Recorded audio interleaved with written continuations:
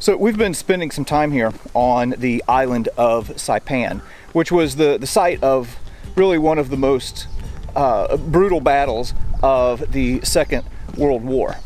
And whenever you're talking about the Battle of Saipan, you can't really discuss the actions that took place here without talking about something else: the caves. This island is just completely covered in caves. And all of those caves during the battle served as hiding places for the Japanese. I talked to a veteran of the 2nd Marine Division one time who fought here, and I asked him about the caves. I said, what was it like having to go in there and clear those things out? And the only word that he would say back to me was horrifying.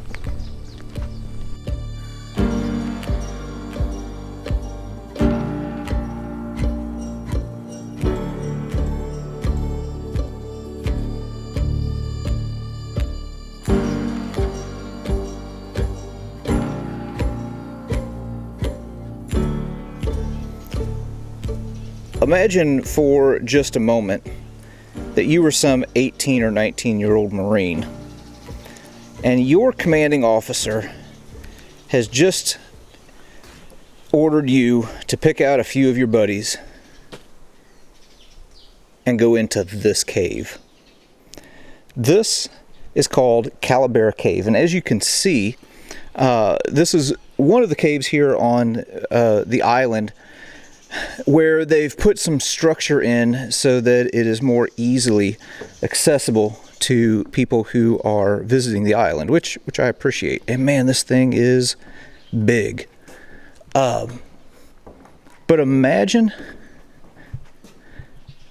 just the sheer fear of having to go into this thing, knowing that there are likely Japanese troops in there, and that they want to die, and that before they die, they want to take some Americans with them. I can't even put myself into that place. I'll take my light and see if we can shine down in there a little bit and see back in there. Dang.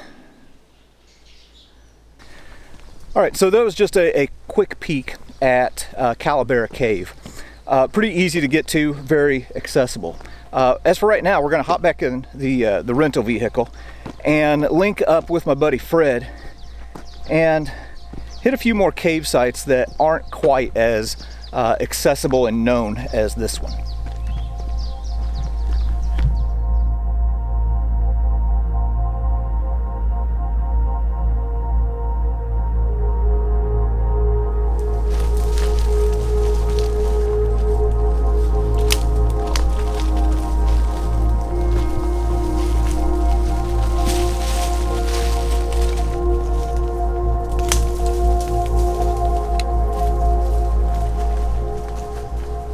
Alright, so I've linked up with Fred, and we're making our way along this cliff face here to a cave that he knows about.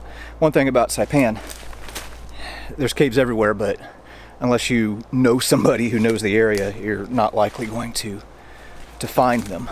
But up here is one of the caves, yeah, I can actually see it now, that the Marines would have had to have cleared in order to clear this island. All right, now, again, I can't hardly imagine being a young Marine with a couple other guys, you know, with having a BAR man and maybe a guy with a flamethrower and a couple guys with carbines or M1 Garands, and being asked to come up on a position like this and go in this hole and clear it out, not knowing what could be in there.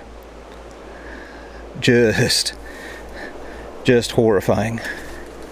All right, go in here and see what we got. All right, well, we just got back here in this cave, and as I mentioned earlier, you know, there's caves all over this island, and in a lot of them, that was the final resting place of not only Japanese soldiers but some of the civilians that were here. And we've got something in this particular cave that is a stark reminder of that. Right here in this cave on the island of Saipan, look at this. Here are human remains. Looks like femur, maybe part of a scapula. There's some of the smaller bone pieces there. Also have some pieces of vertebrae here. Wow. This is really something else.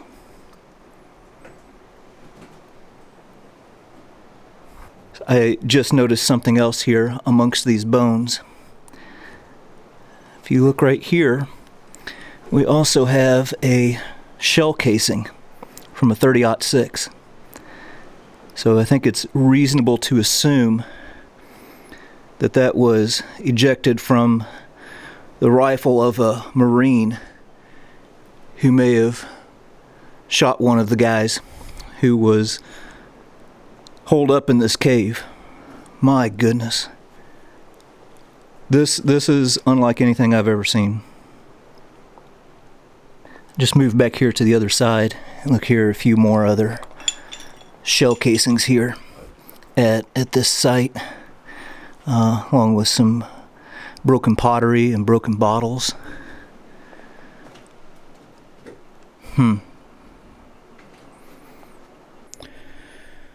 Alright, I'm going to kind of trek back in this cave and see what we've got. Oh man, there's pretty tight spaces in here for sure.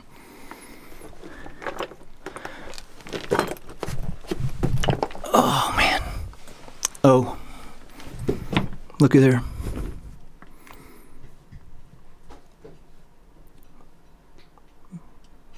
Another bone. Looks like clavicle and maybe some smaller bones of either the hand or foot. Wow. And then, yeah, I think this cave actually doesn't go back too far. It doesn't look like.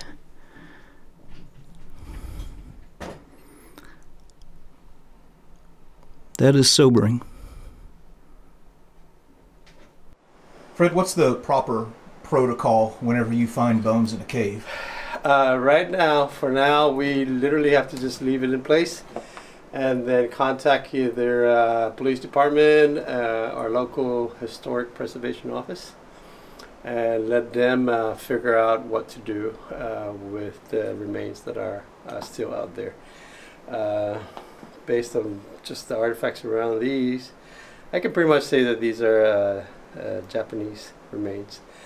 They could be civilian, they could be soldiers, I really cannot tell, but proper protocol would be to just contact our local historic preservation office and let them figure out what to do with it. I've also contacted Japanese bone collectors, and they can coordinate with the historic preservation office of how they're going to remove these bones from this site.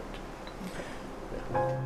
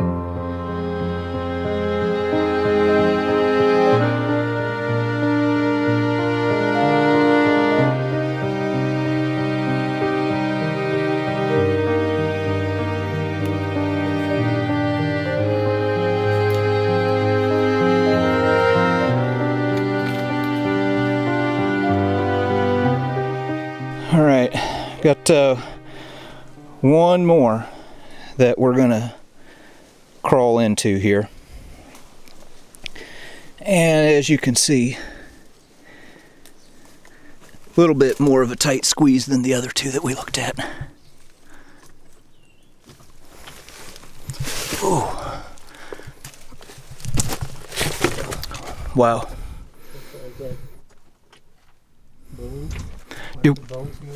Oh, really? There's bones in here too? This may have been pulled in by like crabs because of the damage that's done. How it broke, I have no idea. But as you can see, I don't know if that's part of the hip. Here, take your light off of it. Get a little bit softer light. Yeah, it looks like maybe the head of a tibia. Wow. Just leave it right here. And then the bullet is right there. Oh, wow. Yep. Huh. All right. And continue to work our way back through here. Now, what we're looking at here is not necessarily a natural cave. This is one that was carved out. And Fred was telling me that the Army and the Navy, oh yeah, we're opening up here, of the Japanese had different construction methods. Oh yeah, feels good to kind of stand up. But that the Navy had a little bit more slick job with theirs, so you'd have a more well carved out tunnel. This one is incomplete, so it doesn't, typically they would have plaster on the walls. But what'd you find over here? Oh, a coconut crab?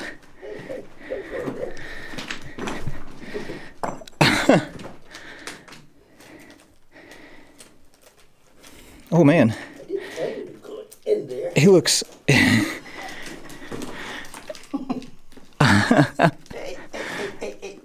Keep still. Here, take your light off of him. Is that him hissing? Yes. Really? Probably releasing something. You know, kiss. Huh. One of the conversations we had was this tunnel, this U-shaped tunnel, is still under construction because of the rock debris that's piled up over here. These have to be kind of like broken up into smaller pieces and somehow hauled out of here and dumped on the outside so they can make this room bigger. Another hint are these what they call boreholes that are kind of like here, there. I can pretty much say that they're still trying to dig further that way. So by inserting dynamite into these holes, they'll just, blow up this portion, the rocks will fall down. They're broken up into smaller pieces and then hauled out from here.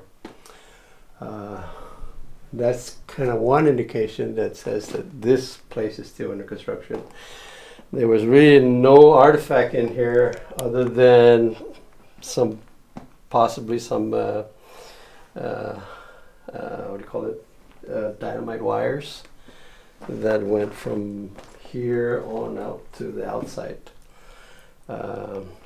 But as far as bullets or kitchenware or weaponry or even household items, they're not here. It's pretty empty. It's pretty clean. I mean, even the rocks, the walls, the ceilings, they're still fairly clean.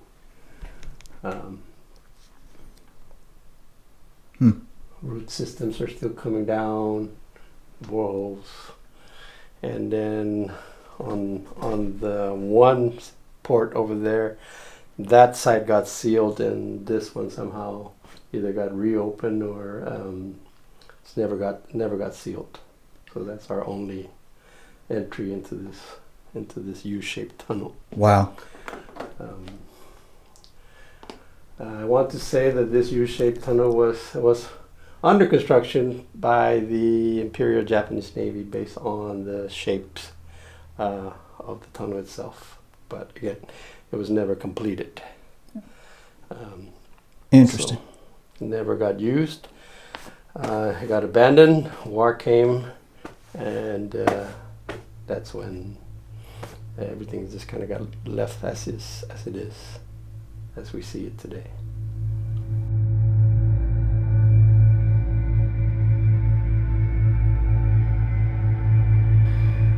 All right, so pretty interesting to go into these different caves and see the different variations that were used here during the Battle of Saipan. Now, one big misconception about the Battle of Saipan is that every single cave had a Japanese defender in it. That's not true. There are hundreds of caves on this island. Something else that people may not be aware of is that civilians used these caves as well.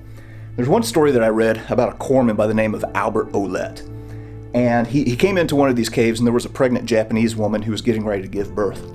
He actually helped to deliver the baby. And he said that he got up and he moved to the other side of the cave.